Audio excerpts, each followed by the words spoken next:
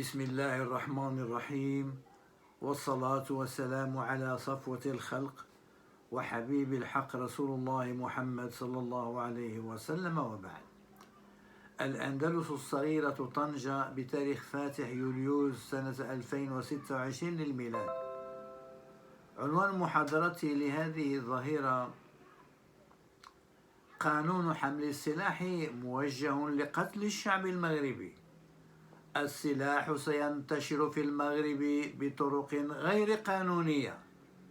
حمل السلاح لا معنى له سوى فقد الأمان. الترخيص بحمل السلاح مؤامرة علينا. السماح بحمل السلاح يخدم الصهاينة. حمل السلاح يشجع على الجريمة. فأقول وتوفيق ربي أسأله.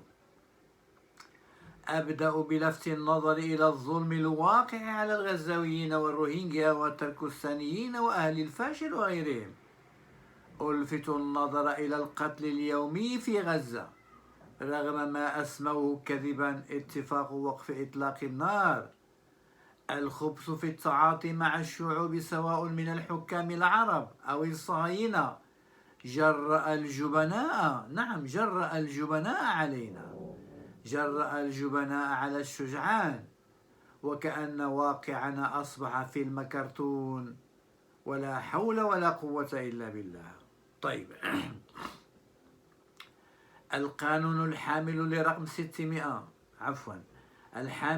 لرقم 86/21 المتعلق بالأسلحة النارية وذخيرتها وقطع غيارها والاتجار فيها وما يتعلق بها قد صادق عليه مجلس النواب بالإجماع، فأظهر المغرب بذلك نفسه أمام العالم أنه لا أمان فيه. إذ كيف يسمح بحمل السلاح للحماية لولا أنه لا سلم ولا أمان في البلد، سواء لمن فيها أو لمن يأتي إليها من الأجانب سائحا أو يأتي زائرا من مغاربة الخارج؟ ولا داعي للخوض في حيثيات هذا القانون ومقتضياته، من مثل الحصول على رخصة وتسجيل عمليات الشراء والبيع سواء للسلاح أو لذخيرته. لا داعي للخوض في أي شيء عدا السماح بحمل السلاح. عدا السماح بحمل السلاح. هذا السماح فيه تجريم للمغاربة، فيه إهانة للمغاربة، فيه ضرب لسمعة بلد المغاربة. نحن نعلم أن المغرب تعربد فيه المخدرات القوية، تنتشر فيه المخدرات بجميع أنواعها، وشبابنا يضيع بسبب هذه المخدرات، ويواكب ذلك انتشار البطالة والفقر والهدر المدرسي. يواكب ذلك ظلم خصخصة التعليم والصحة. يرام إلى الترامي على أملاك الشعب، يرام إلى إغراقه في الديون، إلى غير ذلك. ولكن السلاح غائب. فلماذا؟ لماذا يغيب السلاح؟ الجواب أن الدولة تدرك خطورة حمل السلاح وما يترتب عنه من غياب للأمن وخلق جرائم. وخلق جرائم من نوع خاص وارتفاع مستواها. وهذا الإجراء والتشدد جيد جدا ومحمود. إنه محمود، ولكن المخدرات أقبح من حمل السلاح، والجهل أقبح منهما معا. والسؤال الكبير هو: لماذا بعد التطبيع وليس قبل التطبيع؟ وهل تدرك الدولة خطورة التجهيل أم لا؟ ما يظهر للعيان، ما يرى للعين المجردة أن التطبيع مقدمة لاحتلال المغرب، مقدمة للسيطرة عليه والتصرف فيه. وفي هذا بروز لمشهد سياسي غريب عن الشعب المغربي، بحيث سنجد صهاينة من أصول مغربية، وسنجد صهاينة العالم نجد بإمكانهم الحصول على الجنسية المغربية وحمل السلاح، وهم مهما كثروا لن يصلوا إلى ما وصل إليه أعداد أفراد الشعب المغربي الرافض للاحتلال والتطبيع. ولذلك فحمل السلاح هو لاستعماله لكل رافض للتطبيع، لكل حر مغربي رافض إبادة أهل غزة. والتهمة جائزة، نعم التهمة عندهم جاهزة. فمن السهل أن يقتل صهيوني رخصت له الدولة المغربية بحمل السلاح، من السهل أن يقتل مغربيا ويتهمه بما ليس فيه. فمحاولة اغتيال الصهيوني ومحاولة سرقته وما شابه من الأوهام والأكاذيب تواجه بحجة الدفاع عن النفس. والطامة الكبرى، الطامة الكبرى هي تسخير الجيش والأمن والدرك الملكي والقوات المساعدة لتنفيذ أجندة المطبعين من وجهة نظر إسرائيلية صهيونية. والأدهى، نعم الأدهى أن تعطى مسؤولية الحماية لأفارقة جنوب الصحراء، وذلك بإدماجهم في الأمن والجيش والدرك الملكي والقوات المساعدة بعد منحهم الجنسية.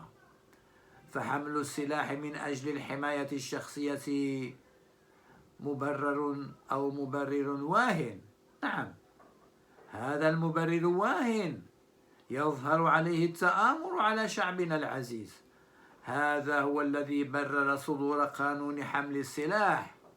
هذا تمهيد لمشهد مرفوض من الشعب المغربي، فلا بد أن يناضل من أجل منعه والحيلولة دون حصوله، وفي ذلك مواجهته باسم القانون.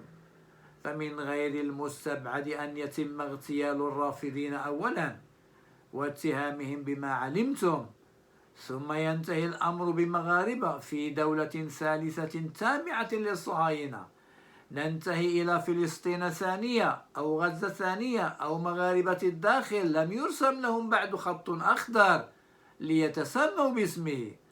ليتسموا باسم مغاربة الخط الأخضر. ومن غريب ما في هذا القانون، نعم من غريب ما في هذا القانون دراسة السجل العدلي للمتقدم بطلب رخصة حيازة السلاح. نعم يشترط سلامة وضعه القانوني والنفسي. وأسألكم حضرات المشاهدين المحترمين، هل قانون حمل الجنسية المغربية من طرف يهود العالم صهاينة وغير صهاينة، هل لهذا القانون تحصين واحد ممن قتلوا الأطفال الغزاويين من أصول مغربية فلا يسمح لهم بالحصول على السلاح؟ دعونا نستغبي أنفسنا قليلا، نعم دعونا نستغبي أنفسنا قليلا. المثل العام عندنا هنا في طنجة يقول هوجر راسك تستبلسيانيس بلهجة مصفاة الثقافة الأندلس الصغرى طنجة نقول ذلك، أي استغبي نفسك للناس تمكر بالأذكى والأدهى منهم. قراءتنا السياسية للمشهد القادم تقول بعدم التفريق بين المدني والعسكري من الصهاينة، وتقول أيضا بأولويتهم في كل شيء، ولا تستثني المغتنين على ظهر الشعب بالسرقة للمال العام واستغلال النفوذ، فهم أيضا معنيون بقانون حمل السلاح، ولا بد أن يمنحوه. نعم لا بد أن يمنحوه حتى يحموا أنفسهم ممن يطالب بإرجاع المسروق لأصحابه. فالقانون قد صودق عليه وصدر في الجريدة الرسمية، صدر يوم 9 يناير سنة 2023 للميلاد. هذا السلاح لا بد أن يجد طريقا إلى المجتمع بطرق غير قانونية، بطرق ملتوية، لأن الفساد معشش في كل مكان، ولا حول ولا قوة إلا بالله.